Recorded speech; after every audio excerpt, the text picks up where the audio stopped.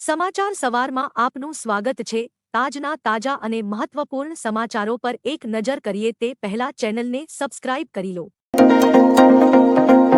વરસાદના સમાચાર પર એક નજર। સુરતમાં ભારે પવન સાથે વરસાદ। ભારે પવનથી 200 વર્ષ જૂનું ઝાડ ધરાશાયી। દિલ્હી ગેટ ગોપાલજીની હવેલી નજીક આ ઘટના બની। વિરમગામમાં 3.25 ઇંચ વરસાદ। કડીમાં 2.5 ઇંચ। ઉમરપાડામાં 1.5 ઇંચ વરસાદ। બાવળામાં 1 ઇંચ। દેત્રોજમાં 1 ઇંચ વરસાદ ઉપરાંત 124 તાલુકામાં 1 ઇંચ કરતા ઓછો વરસાદ નોંધાયો। અમદાવાદ શહેરમાં ધોધમાર વરસાદ। પેટલાદમાં ધોધમાર વરસાદ। વિરમગામ ગ્રામ્ય વિસ્તારમાં ધોધમાર વરસાદ। અમદાવાદના પૂર્વ વિસ્તારમાં સામાન્ય વરસાદમાં પાણી ભરાયું। કોર્પોરેશનની પ્રી મોન્સૂનની કામગીરીની પોલ ખુલી। દ્વારકા અને પોરબંદરમાં દરિયો તોફાની બન્યો। ઘણા નદી નાળા હલક્યા। ડાંગનો ભંભાઈ ધોધ નયનરમ્ય બન્યો। હવામાન વિભાગની આગાહી। હવામાન વિભાગે રાજ્યમાં 7 દિવસ માટે ભારે વરસાદની આગાહી કરી છે। ઉત્તર ગુજરાતમાં અપર એર સર્ક્યુલેશન સિસ્ટમ સક્રિય થતા ભારે વરસાદની આગાહી કરી છે। ગુજરાતમાં 2 અને 3 જુલાઈએ ભારે વરસાદને લઈ ઓરેન્જ એલર્ટ આપ્યું છે। અમદાવાદમાં ભારે વરસાદને લઈ યલો એલર્ટ જાહેર કર્યું છે। વરસાદના પગલે 5 દિવસ માછીમારોને દરિયો ન ખેડવા સૂચના આપી છે। આજથી 7 દિવસ સમગ્ર રાજ્યમાં યલો એલર્ટ જાહેર કર્યું છે। પીએમ મોદીનું નવું સૂત્ર। પીએમ મોદીએ મન કી બાત કાર્યક્રમમાં એક નવું સૂત્ર આપ્યું। ખોરાકમાં તેલનો 10% ઉપયોગ ઓછો કરો, સ્થૂળતા ઘટાડો। તેમણે કહ્યું, જો આપણે આપણી ક્ષમતાઓનો વિસ્તાર કરવા માંગીએ છીએ તો સૌ પ્રથમ આપણે આપણી ફિટનેસ અને વેલ બીઇંગ પર ધ્યાન કેન્દ્રિત કરવું પડશે। ફિટનેસ અને ઓબેસિટી ઘટાડવા માટે મારું એક સૂચન યાદ છે ને, ખોરાકમાં તેલનો 10% ઉપયોગ ઓછો કરો અને સ્થૂળતા ઘટાડો। તમે ફિટ રહેશો તો જીવનમાં વધુ સુપર હિટ બનશો। ભારે પવન સાથે વરસાદની આગાહી। કચ્છ, બનાસકાંઠા, સાબરકાંઠા, અરવલ્લી, મહીસાગર, પંચમહાલ, દાહોદ, દ્વારકા, પોરબંદર, નવસારીમાં ભારે વરસાદ પડી શકે। વલસાડ, દમણ, દાદરા નગરમાં મધ્યમ અને અમદાવાદ, ગાંધીનગર, જામનગર, રાજકોટ, અમરેલી, ગીર, સોમનાથ, ભાવનગર, આણંદ અને ભરૂચમાં હળવો વરસાદ રહી શકે છે। રાજ્યમાં લો પ્રેશર અને અપર એર સર્ક્યુલેશન સિસ્ટમ સક્રિય થઈ છે, જેના કારણે વરસાદ પડી શકે છે। મન કી બાતમાં પીએમ મોદીના વિચારો। પીએમ મોદીના મન કી બાત કાર્યક્રમનો 123મો એપિસોડ પ્રસારિત થયો હતો। 22 ભાષાઓમાં રજૂ કરાયેલા આ કાર્યક્રમની શરૂઆત પીએમ મોદીએ યોગ દિવસ પર ચર્ચા સાથે કરી હતી। તેમણે કહ્યું કે આંતરરાષ્ટ્રીય યોગ દિવસ સતત ભવ્ય બની રહ્યો છે। પીએમએ તેલંગાણામાં અપંગ લોકોના યોગથી લઈને કાશ્મીરમાં સૈનિકોના યોગ સુધીની દરેક બાબતનો ઉલ્લેખ કર્યો। પીએમએ તીર્થયાત્રા પર જઈ રહેલા અને તેમને મદદ કરનારા તમામ લોકોને શુભેચ્છા પાઠવી।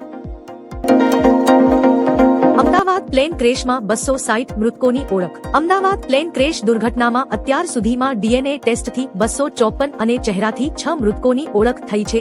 આમ કુલ 260 મૃતકોની ઓળખ થઈ ચૂકી છે। આ મૃતકોના મૃતદેહ તેમના પરિવારજનોને સોંપવામાં આવ્યા છે। આરોગ્ય મંત્રી ઋષિકેશ પટેલે જણાવ્યું હતું કે 12 જૂનના રોજ થયેલ વિમાન દુર્ઘટનાના તમામ પેસેન્જર અને ક્રૂ મેમ્બરના ડીએનએ મેચ થઈ ગયા છે। તેમના નશ્વર દેહ પરિવારજનોને અપાયા છે।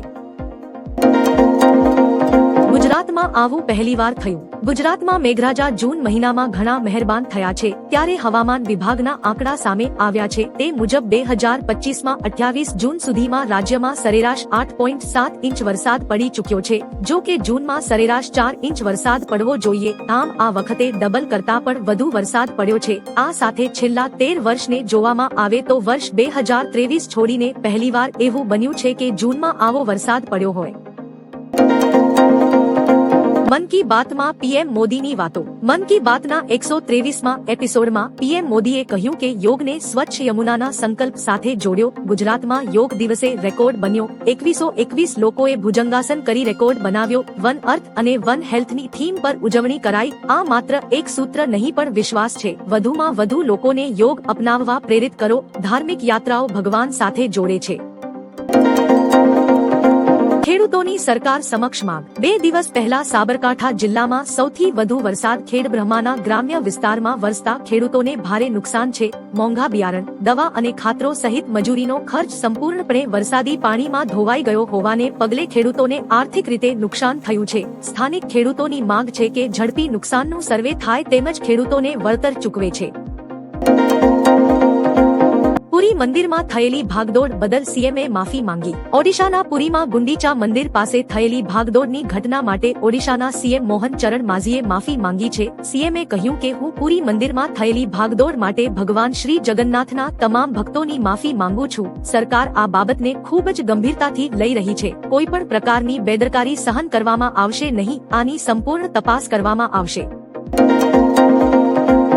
રશિયાનો અત્યાર સુધીનો સૌથી મોટો હવાઈ હુમલો. રશિયાએ યુક્રેન પર અત્યાર સુધીનો સૌથી મોટો હવાઈ હુમલો કર્યો છે. 3 વર્ષ પહેલા શરૂ થયેલા રશિયા યુક્રેન યુદ્ધમાં રશિયા દ્વારા કરવામાં આવેલો આ સૌથી મોટો હવાઈ હુમલો છે. આ હુમલામાં યુક્રેનના F-16 ફાઇટર પ્લેનના પાયલટનું મોત થયું છે. યુક્રેનના રાષ્ટ્રપતિ ઝેલેન્સ્કીએ કહ્યું છે કે રશિયાએ 537 હથિયારોથી રાતભર યુક્રેન પર હવાઈ હુમલો કર્યો છે. આમાં 477 ડ્રોન અને 60 મિસાઇલો હતી.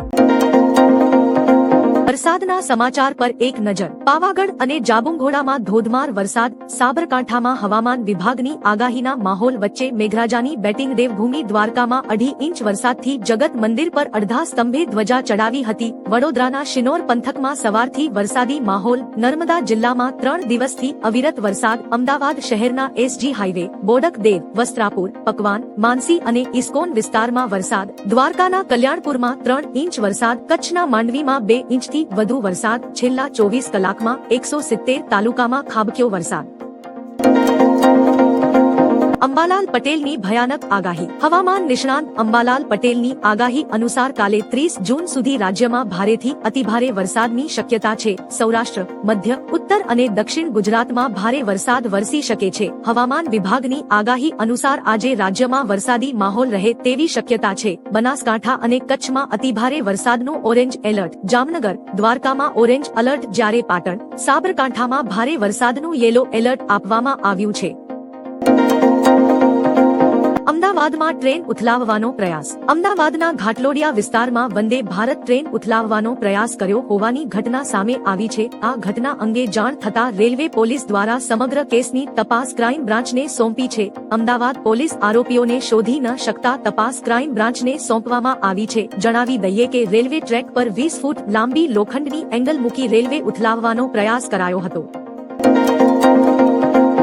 શુભાંશુ શુક્લાએ પીએમ મોદી સાથે કરી વાત. શુક્લા હાલમાં અંતરિક્ષમાં આવેલા ISS પર છે ત્યારે પ્રધાનમંત્રી મોદીએ તેમની સાથે ડાયરેક્ટ સંવાદ કર્યો હતો. પ્રધાનમંત્રીએ શુભાંશુને પૂછ્યું કે તેમને અંતરિક્ષમાં કેવું લાગી રહ્યું છે. શુભાંશુએ જણાવ્યું કે અંતરિક્ષથી ધરતીને જોવાનો એક અલગ જ અનુભવ છે. ત્યાંથી ભારતને જોવું બહુ જ ગર્વની વાત છે. પ્રધાનમંત્રી કાર્યાલયે આ વાતચીતની એક તસવીર સોશિયલ મીડિયા પર પોસ્ટ કરી છે.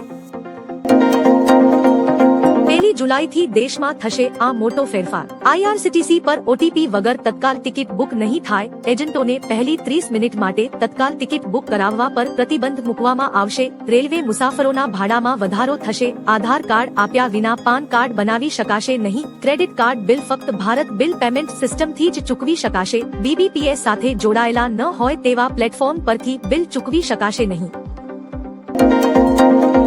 ગુજરાતમાં ઈડીના દરોડામાં 12 લોકો વોન્ટેડ. સુરતમાં 100 કરોડના સાયબર ફ્રોડ મામલે ઈડી સુરત, અમદાવાદ અને મુંબઈમાં તપાસ કરી રહી છે. જેમાં સુરતમાં મકબૂલ ડોક્ટર સહિત 4 આરોપીને ત્યાં ઈડી ત્રાટકી છે. મકબૂલ ડોક્ટર, કાસિફ ડોક્ટર અને માઝ નાડા સામે તપાસ કરી રહી છે. જેમાં 27 બેંક ખાતા, 2 કરંટ ખાતા અને 500 થી વધુ સિમ કાર્ડ મામલે તપાસ ચાલી રહી છે. વિદેશમાં મોકલાયેલા નાણાં મામલે પુરાવા એકઠા કરી રહી છે.